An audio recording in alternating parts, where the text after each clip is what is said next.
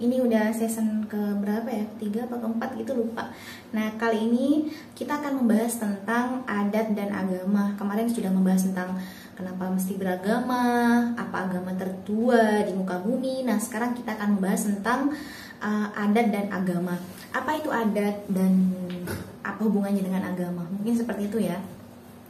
Menurut sejarah perkembangannya, adat dan agama baru mulai dipahami sebagai dua kategori yang seolah-olah terpisah dan jelas batasannya, yaitu dimulai pada masa kolonial. Ini khususnya di Indonesia ya, saya berbicara di Indonesia. Nah, beberapa momen sejarah menjadi penanda akan hal ini. Apa itu? Yaitu momen pertama terjadi pada polemik adat dan agama dalam masyarakat Minangkabau di Sumatera. Itu terjadi pada tahun 1803 sampai dengan 1837. Jadi itu terjadinya di Sumatera Barat. Nah, yang memuncak pada terjadinya Perang Padri. Awalnya apa itu yang jadi pada tragedi ini atau pada momen ini, yaitu yang terjadi di Minangkabau Sumatera Barat, itu terjadi perselisihan antara kelompok adat yang disebut dengan golongan tua dan kelompok agama yang disebut dengan golongan muda. Kelompok pertama berusaha keras mempertahankan tradisi adat dari ancaman gerakan Puritanisme. Nah, inilah gerakan di mana gerakan Puritanisme ini digagas oleh kaum muda. Nah, dalam tataran diskursif, pertentangan ini menandakan awal pemaknaan terpisah antara adat dan agama. Jadi awalnya mereka bertentang gitu. Awalnya mereka terpisah ini diawali dengan gerakan Puritan yang diinisiasi oleh golongan muda tadi. Nah, golongan muda itu disebut dengan berasal dari kelompok agamawan. Sedangkan golongan tua berasal dari kelompok adat atau tetua adat, misalkan seperti itu. Lalu bagaimana cara melakukan dialog antara adat dan agama ini? Nah, model dialog adat dan agama di Indonesia dapat dilihat dari pembentukan Islam pada masing-masing wilayah di Indonesia. Hal ini dimungkinkan karena perjumpaan antara Islam dengan kelompok masyarakat di wilayah Nusantara itu sudah terjadi jauh sebelum abad ke-9 Masehi. Nah, inilah kemudian kenapa kemudian penerimaan agama oleh kaum adat itu berbeda-beda pada masing-masing daerah. Nah, gimana sih kok pada awal mula masuknya agama ke Indonesia? Saya berbicara, jadi pada masa agama itu masuk pada masa kolonial ya, di mana waktu itu agama yang ada di Indonesia masih agama animisme, dinamisme. Kemudian masuklah yang namanya agama Islam dan semacamnya.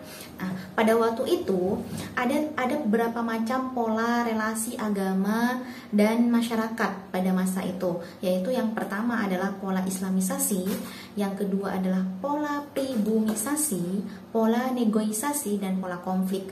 Apa yang dimaksud dengan pola Islamisasi? Pola Islamisasi adalah para pemuka agama yang masuk ke Indonesia pada masa itu kemudian melakukan dakwah atau istilahnya menyebarkan ajaran-ajaran Islam. Nah, terus kemudian ada yang disebut pola kedua yang dinamakan dengan pola pribumisasi. Pola pribumisasi adalah bagaimana meleburkan ajaran agama Islam dengan adat istiadat yang berlaku saat itu.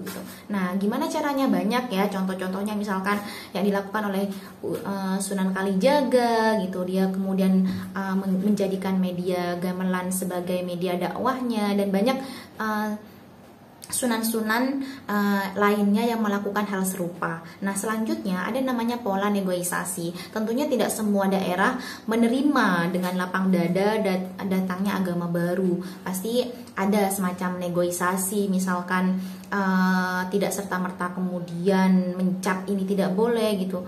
Nah, ini lebih mirip-mirip kepada pola pribumisasi. Jadi meleburkan dengan adat istiadat yang berlaku pada masa itu. Serta mungkin yang terakhir yaitu disebut dengan pola konflik. Ada beberapa yang juga melakukan peleburan ini dengan konflik sedikit banyak, tentu ada terjadi pergesekan-pergesekan, sehingga ada beberapa bagian mungkin yang kadang-kadang membuat pertentangan antar umat beragama dan kaum budayawan. Oke, selanjutnya bagaimana sih ritual atau upacara kelompok masyarakat di Indonesia itu dapat melebur dengan upacara keagamaan misalkan. Itu udah banyak ya yang terjadi, misalkan proses perayaan kelahiran Nabi Muhammad yang biasa disebut dengan grebek maulud, atau mungkin kalau di Jogja itu dikenal dengan sekaten gitu kan. Nah, itu merupakan pola-pola yang dilakukan atau peleburan antara atau penyatuan antara agama dan budaya. Selanjutnya seperti juga ada yang namanya pada hari raya Idul Fitri itu ada yang dikenal dengan grebek puasa. Terus pada hari raya Idul Adha itu dikenal dengan grebek besar seperti penyembelihan hewan kurban dan semacamnya. Nah, dialog antara adat dan agama yang tadi saya sebutkan itu mengerucut pada sebuah kesimpulan bahwa telah terjadi relasi dialogis antara agama dan budaya lokal. Nah, itu udah jauh terjadi sejak abad ke-9 Masehi sampai dengan abad ke-16 Masehi. Nah, lalu dialog-dialog tersebut masih membekas hingga saat ini dan menjadi kekhasan komunitas muslim pada berbagai wilayah Indonesia. Contohnya, terdapat beberapa kegiatan-kegiatan keagamaan yang bernegosiasi atau melakukan peleburan dengan kegiatan-kegiatan budaya seperti yang contoh-contohnya seperti yang saya sebutkan tadi di atas. Nah, oleh karenanya, ada 3 model dialog yang dijumpai dalam masyarakat Indonesia, yaitu yang pertama disebut dengan model dominasi, yang kedua model akomodasi, dan yang ketiga model kontekstual. Dari ketiga model tersebut, model kontekstual lebih cocok untuk menjelaskan model dialog adat dan agama di sebagian besar wilayah Indonesia, karena model ini lebih dinamis dan sesuai dengan cara kelompok-kelompok masyarakat di berbagai tempat di Indonesia, baik secara otentik. Nah, lalu pertanyaannya, apa makna dari model dominasi tersebut, dan apa makna dari model akomodasi, dan apa makna dari model kontekstual? Oke, kita bahas satu persatu di sini. Model dominasi adalah di mana kemudian agama datang dan melakukan dominasi terhadap budaya setempat yang ada. Nah, mungkin di beberapa daerah ini terjadi dan mungkin juga tidak terjadi. Yang kedua, ada yang namanya akomodasi. Akomodasi adalah agama kemudian mengakomodasi kegiatan-kegiatan kebudayaan yang berkembang atau terjadi di wilayah Indonesia. Nah, yang ketiga, kontekstual. Jadi agama melakukan penyesuaian atau mungkin justru adat juga ikut melakukan pelebaran. Jadi terjadi dialog dua sisi. Jadi tidak saling mengorbankan satu sisi, baik itu agama atau budaya. Jadi kontekstual melakukan peleburan masing-masing, penyesuaian baik itu kaum agamawan dan kaum budayawan. Nah, itu dia tentang agama dan budaya ya. Selanjutnya kita akan membahas pada pertemuan berikutnya, dan jangan lupa untuk tetap sehat